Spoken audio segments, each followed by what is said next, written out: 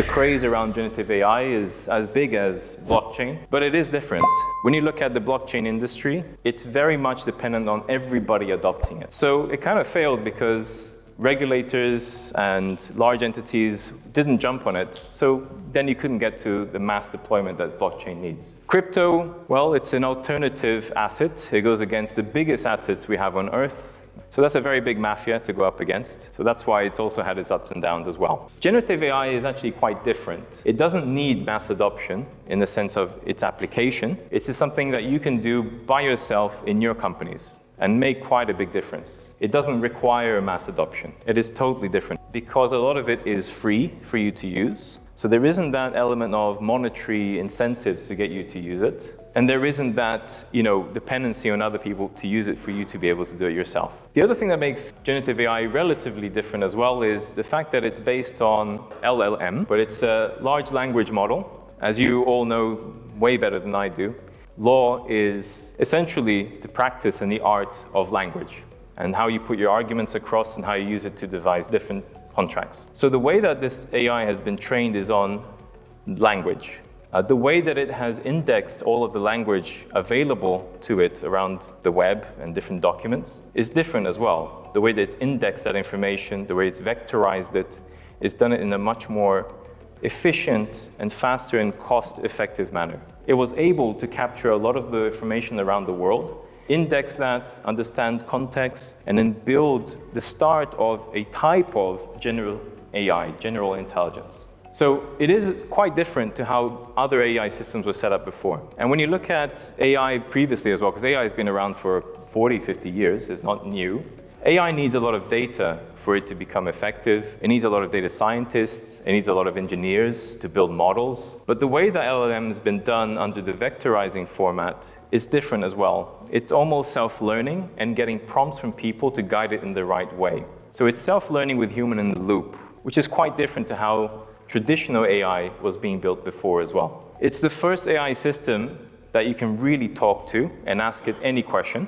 If it doesn't know the question or the question is relatively dangerous, then it avoids answering that question for you, and it's gotten better over time. If you look at the history of generative AI, if you mention one of them, which is from OpenAI, ChatGPT 3, 3.5, and 4, all of that's been developed within 6 months. ChatGPT 3 costs around 10 million to make. ChatGPT 4 has cost around 100 million to make. So it's getting more expensive over time because there's more information that it's dealing with over time and more questions and more prompts from more users. There are other systems as well for generative AI. It's not just ChatGPT. There's Google Bard, there's Watson X, there's Bloomberg ChatGPT as well. So this is only the beginning, right? This is something that has really warmed up since October last year. And literally, as I was preparing this presentation in the last couple of days, I've had to change it multiple times. It's free and available to use as an individual. If you're going to use it in your companies, please don't do what Samsung did, which is to type proprietary code into the OpenAI website and ask for it to improve the code. Big mistake. They're in a lot of deep water now because of this. So do not let your colleagues in your law firms go to the OpenAI website and start typing all kinds of sensitive client information into it in order to get advice and to play with it. It's a big no-no. You should be blocking those websites as soon as you leave this room. Otherwise, a lot of you are going to be in hot water as well. So I did my own research. This is also based on conversations I'm having today with law firms. And what I've tried to do there is split up what can you do today without a lot of effort using generative AI that you install in-house. What could you do if you had some effort behind it, some engineering behind it, some technologies, and what is really unlikely to happen today but could happen in the future with other technologies blended with generative AI.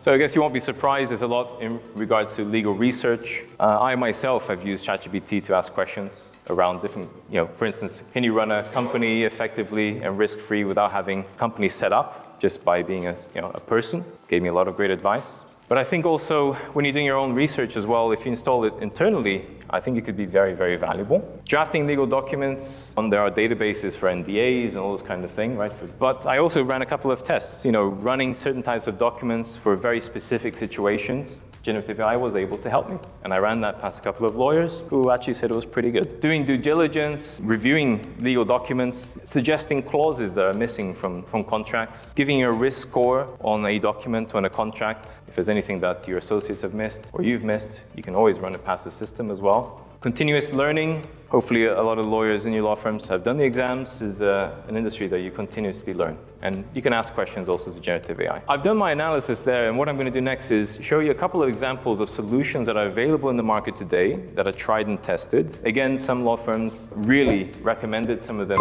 don't. It just depends on your specific setup. And another area that I think you should really consider using generative AI is the other departments in your company. You must have some form of IT.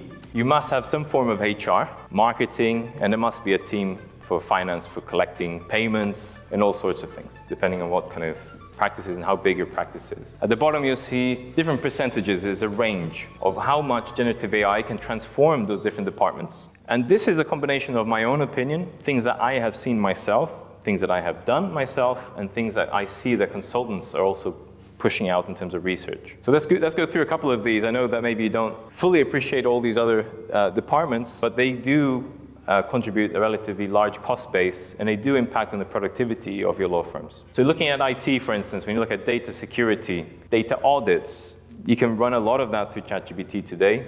You can ask it to listen to the different ports that you have available. Instead of having a human do that, you can get a bot doing that. In terms of looking at maintenance and codes that your different IT departments have written for different pieces of software, you can ask generative AI to vet those codes. Is there anything missing? Documentation, a lot of coders, a lot of IT people hate writing documentation for their code. Generative AI can help them with that. So if one day you lose them, they move to a different company, the next IT person can pick up the slack pretty quickly because there's good documentation. In HR, I've seen some wonderful applications and some really bad ones as well, looking at hiring people, so running through CVs. In a recession looming, the amount of candidates per position are picking up. Sometimes you get hundreds or thousands of candidates for one position. So how do you filter through all of that? A human cannot do that. So having an AI system to help you with keywording, that's already pretty common. I think it's been used for multiple years in the industry. But for instance, looking at policies and procedures, asking for generative AI to look at trends in the market, working from home, looking at different generations, which generations love working from home more than others. All of these market trends in terms of HR topics, you can embed that into generative AI internally as well. Again, for relatively cheap or free. And that can really augment your HR department, especially during a time when they may be having to let go of more people or hire more people, depending on what situation you're in. General administration, so when it comes to bonus time, when it comes to the yearly review time, having a generative AI system to suggest examples of good work. So it is possible for you to connect this up to Outlook, to the different databases you have for documents, and give you different stats. How do I know that Bob has done more work than Sophie? Do I have any stats, any data to back that up, other than just a gut feeling of who's better at just selling themselves to me? That can help a lot with reviews and things like that. Marketing is a massive area where you can apply generative AI pretty much for free.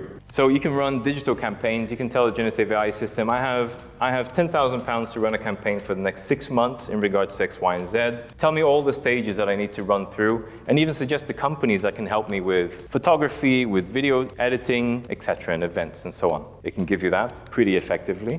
You can use it to challenge the heads of marketing that you have today. Are they running the marketing departments on budget? Could they do things faster and cheaper? For even doing automatic editing on videos, for running ad campaigns, generative AI is extremely, extremely valuable in that sense. With my social media accounts, without too much effort, but pretty much everything being automated, I reach 3 million people every year. And I don't have a marketing department per se, all because I'm using generative AI. If you were a law firm with a marketing team, you could reach millions of people with relatively little spend or any addition to your marketing teams. And again, it's about clients, right? It's about word of mouth. It's about being in the right place at the right time. Very, very valuable. So I have a slide dedicated just to that to give you different examples. So I won't go too much into it right now. For finance, things like forecasting, are you going to be on budget by end of the year? Is there any specific costs that you're having today which are really causing you problems? In planning future budgetary cycles as well, very interesting. For collections, all sorts of things. I think collections today is a big topic in most companies where liquidity is running a little low. People are taking longer to pay invoices. That could be a very interesting area where you could apply generative AI as well. And this is both just by applying it on top of an Excel sheet. It can be as basic as that, or giving it access to your accounting system as well. So there's different ways of doing it. Again, take the pragmatic approach, just try it out, and then later on, put in something a little bit more robust. But there are multiple ways to help each of these departments with relatively low effort levels. So going back to marketing, and this is an area that's interesting because A, marketing costs a lot of money if you do it properly. B, you can hire some pretty expensive people to run marketing departments if you have one. And C, it's just one of those things that if you did properly, you could get a lot more clients coming through, and you could also tailor your marketing to get the right types of clients. So there's a lot of benefits of looking at this in terms of generative AI.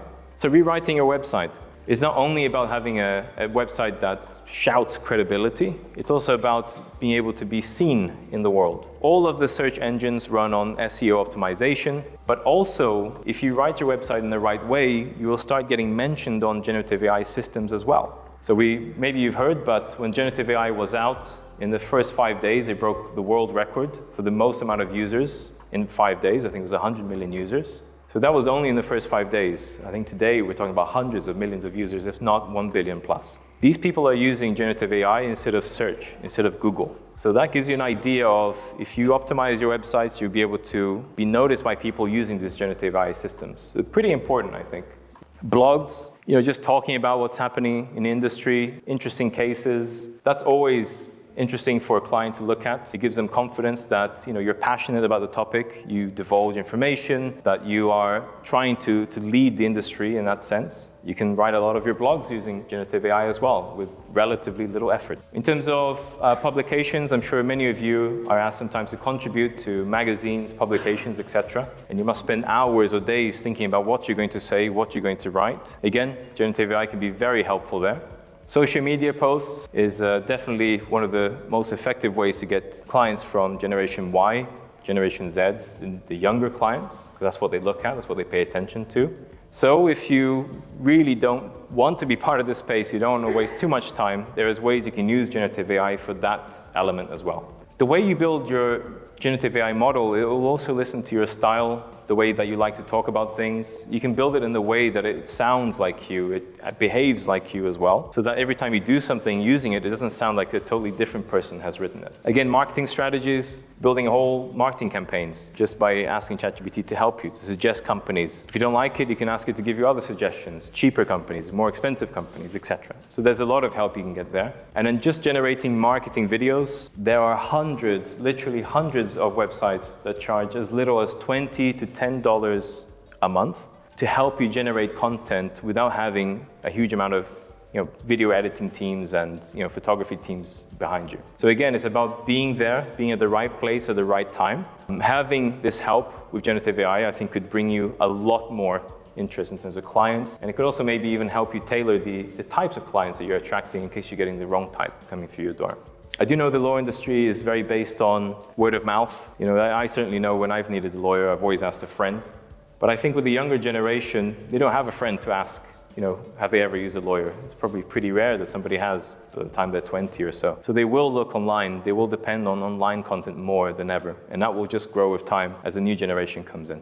So I mentioned Microsoft. So just, in terms of impact, I've given you different numbers. I've spoken to you about different departments in your companies. I've spoken to you about the actual practice of law itself. I think it can be used just to help you in terms of associates and clerks, and even at your level as well, a great deal. I hope I've given you enough examples of that. It can help you with all the different departments you have in your company. And I think ultimately, if you did that effectively, you could drastically improve the customer experience that you provide as well. So I'm going to end with a couple of very pragmatic steps that you should take. So first thing I think you should do when you leave this room, you should call your IT departments and block the OpenAI domain, block the Google Bard domains, and everything related to generative AI. Don't risk your associates and clerks putting in sensitive client and case information into those websites, because that is public.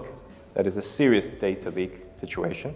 Very quickly start reading and learning more about this topic. I will suggest something else that we could collaborate on going forward. The next slide.